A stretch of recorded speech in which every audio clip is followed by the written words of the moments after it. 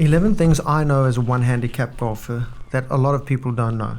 I know that I'm 81 over par for my last 12 rounds with an average score of about +7. I know people expect for me to shoot 72 or 73 as soon as they hear the handicap, but I know that 1 in every 3 rounds I've shot 10 over or more. And I also know, while that sucks, that's golf.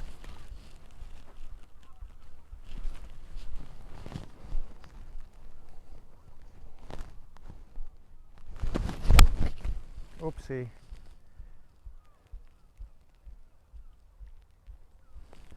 Looks like it's coming down.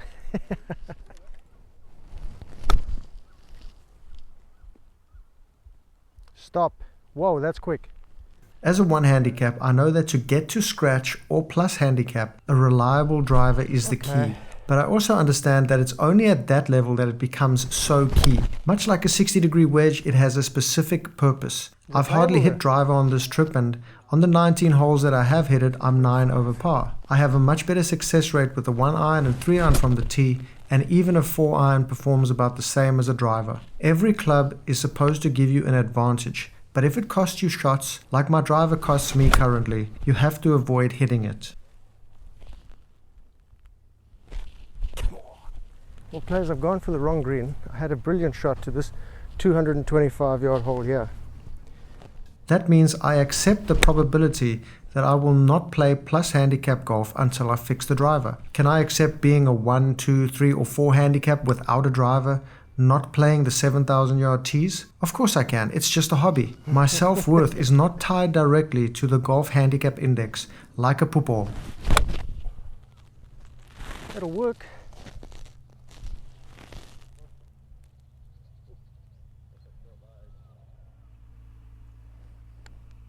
I know that the handicap system is just a measure of my potential, and it's not a reflection of my self-worth as it is for so many people. I know that 1/3 of the time I'm gonna suck. Another third of the time I'm gonna play like a 7 handicap. But for the final third, I am a golfing god. If you play golf with me, you only have a 1 in 3 chance of watching me play well at all.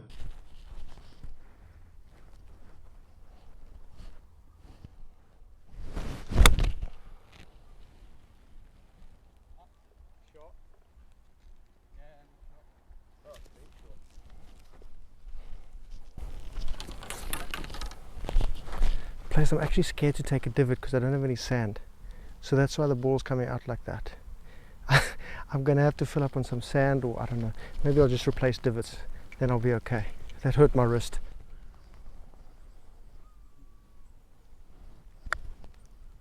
Oh, I've drop kicked that one. Oh, I drop kicked that one.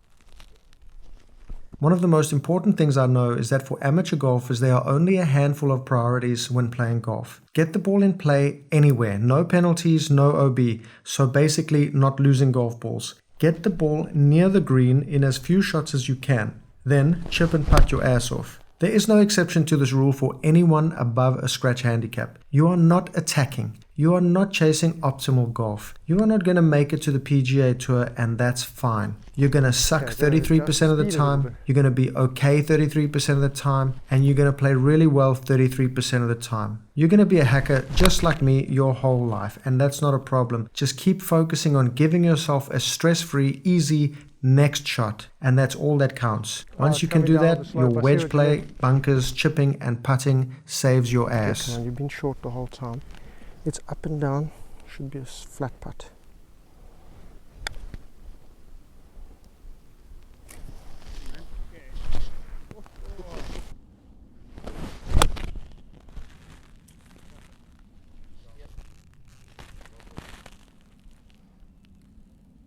I also know that there's a great concept that you can think of when playing golf. As an amateur, you only have one objective, and that's to stop the rot. That's all you do for 18 straight holes, is to stop your score from from ballooning out of control. You start every hole with at least one shot. So that's 18 shots guaranteed, but how will you prevent that number from getting bigger and bigger and bigger? Your job is simply to stop the leakage of shots with your duct tape to patch up the holes in your game for 18 straight holes. I know when I play with higher handicaps than myself, all the things about handicap apply to them as well. It's not just a one handicap. And that's why I never accuse people of lying about their handicap. I know that you'll probably shoot your handicap 4 out of 10 times maximum. The other 6 times you'll be between okay and disastrous. Eventually, sandbaggers are weeded out, and people who make their handicap lower than it should be will not be winning tournaments or match play games against me anyway. So why worry about it?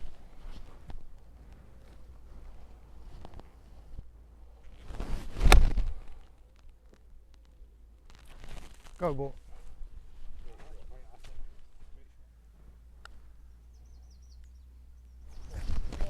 Oh, what is going on, man?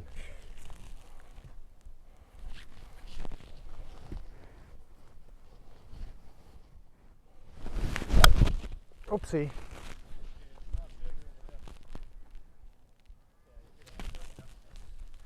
It's 234 players. I've already hit this green on the wrong hole, I think on the second hole. So we've got 234, same shot basically.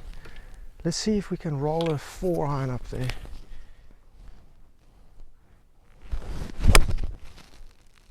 Little left of it, I think. Should be okay. Okay, 48 yards. Pins on the front. Now from here, I can't see this other than just bumping it into a slope there in the dome. And then there's a little backstop after the green. But to get off this lie, yeah, that's how I've got to do it. The turf interaction, just slide it across the ball a little bit. No, don't do that though. That's in the teeth, Matt.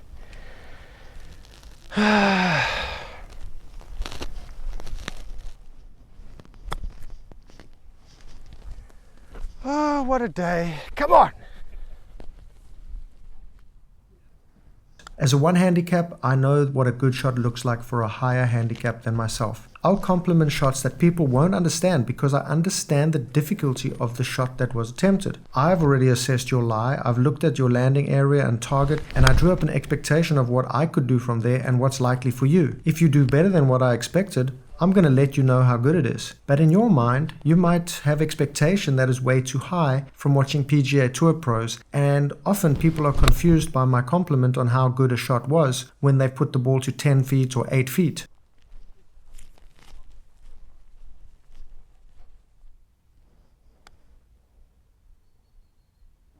Same thing, man. Oh, I've hit that so bad. Is that dead? Okay, 3-iron from 100 or 200 or 300 yards. That's going to leave a long approach.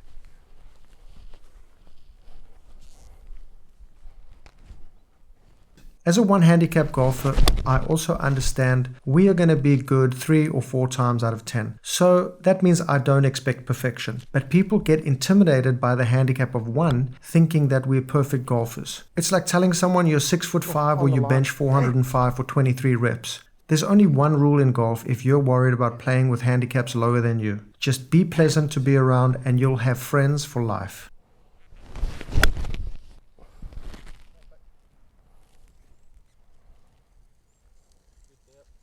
Okay, I'll go first.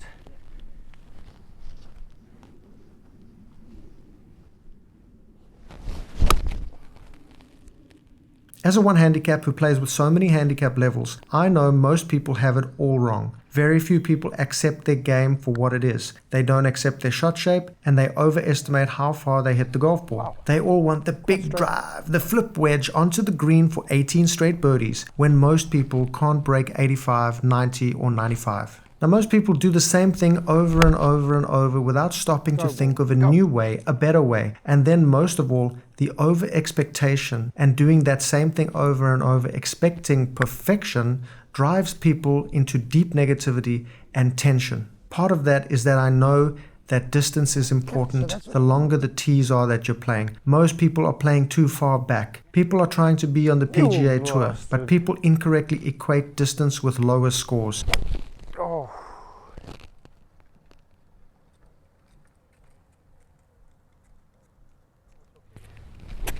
Bit of a down lie. I'm not sure if I'm going to contact it 100%, but I'm going to take a chance and try to clear that water. I have to go 150 at least, so hopefully the 6 will do it. Probably should hit a 7, but let's try the 6. Open the face a bit. The distance that gets a lower score is from better ball striking on the club face without increasing your swing speed. Once you hit the center of the face more often, then you optimize for swing speed, because once you strike it better with a squarer face, then you improve the dispersion of your shots from that. And that's where the lower scores come from. And by default, because you hit the ball better, you get more distance with less dispersion, because now you can control your golf ball. When I hit the sweet spot, I'll make some putts.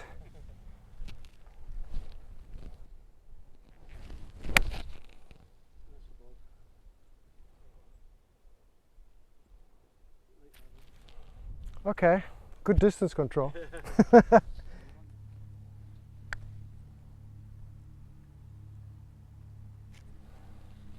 Wow, still can't get it there. Oh, that's not good. 220 to the front, and you know what we're going to do from here, players? We know what we're doing. We're hitting the 3-iron with a feather, because it's much easier to fade a 3-iron, right? And we're going to hit this toward the house, and we're going to feather onto the green like a bizaus.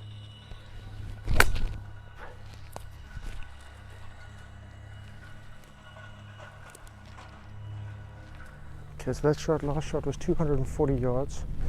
Now we've got a chipper. I also know I'm going to miss half the greens on the golf course. The key for me is to miss them in the right place to allow an easy up and down. I like to have a putt around the greens, or if it's going to be a chip, then I want to have lots of green between me and the hole. I want to avoid bunkers like crazy, and I understand that the middle of the green is always a nice spot. Oh, that'll work, that'll work. Let's just get the 1-iron in play.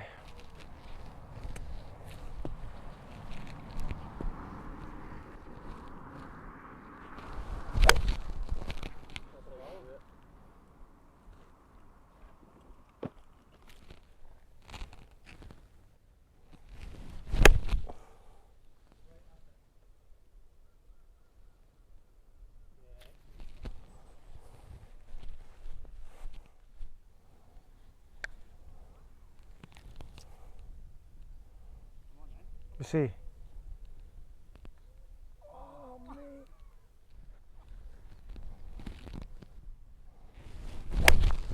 Not like that. That findable?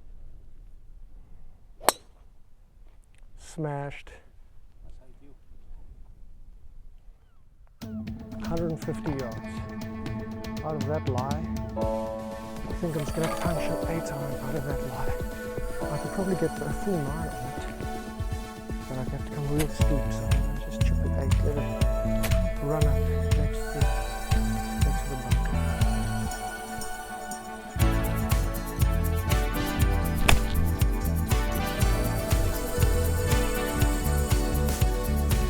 Did that run up?